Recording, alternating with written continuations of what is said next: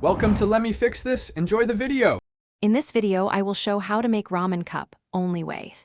Begin by boiling water and preparing your cup, seasoning packet, and a 2-cup measure. Peel back just enough lid to add seasoning so steam stays trapped.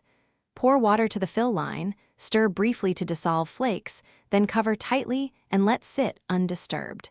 Use a fork to fluff noodles after steeping and enjoy directly from the cup.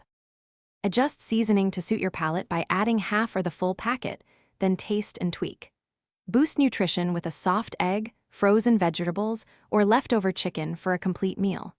If you want extra umami, stir in a small splash of soy sauce or chili oil after steeping. For a lighter bowl, use less seasoning and add hot water gradually, checking flavor as you go to avoid oversalting. If this video is helping you, please subscribe and like so I can keep making useful tips. Quick recommendation. Life's too short for a stinky car, so grab Little Tree's black ice to keep your ride smelling great between ramen runs.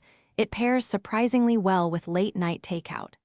Check the description for the link and other deals, and enjoy the fresh scent while you cook. Now let's get back to the video. Timing matters.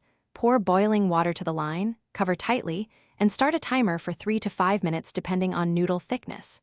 Resist the urge to uncover early so the noodles finish cooking evenly in steam.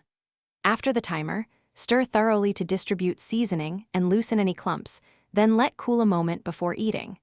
These small steps turn a simple cup into a satisfying quick meal without extra fuss.